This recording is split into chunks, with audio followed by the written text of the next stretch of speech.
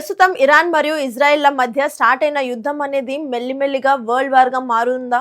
ఇంతకీ ఈ వార్ అనేది ఎక్కడికి దారి తీస్తుంది? అసలు ఈ యుద్ధాలు ఆగుతాయా లేక ఇలాగే కొనసాగుతూ వెళ్తాయా? లేకపోతే ఎవ్వరు ఊహించని విధంగా వరల్డ్ వార్ కి దారి తీస్తాయా అన్నటువంటి ఎన్నో ప్రశ్నలు చాలా మంది మెదడులో మెదులుతున్నాయి.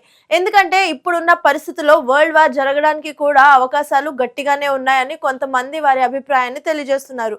అయితే ఇలా కొంతమంది అనుకోవడానికి కూడా కారణం లేకపోలేదు. ప్రస్తుతం 2026 లో నడుస్తున్న క్యాలెండర్ అనేది ఏదైతే ఉందో అది 1914 లో నడిచిన క్యాలెండర్ తో ఈక్వల్ గా ఉందట. అంటే 1914 లో ఏ రోజుల్లో ఏ వారాలు అలాగే ఏ పండుగలు అనేవి వచ్చాయో ఎగ్జాక్ట్ గా ప్రస్తుతం 2026 క్యాలెండర్ లో కూడా అలాగే వస్తున్నాయట.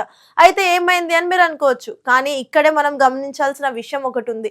అదే 1914 లో మొదటి వరల్డ్ వార్ అనేది స్టార్ట్ అవ్వడం. దాని వల్లనే 1914 కి ఎగ్జాక్ట్ గా మ్యాచ్ అయ్యే 2026 లో కూడా మరో వరల్డ్ వార్ జరిగే అవకాశాలు ఉండొచ్చు అన్న అనుమానాలు కొంతమందిలో మెదులుతున్నాయి.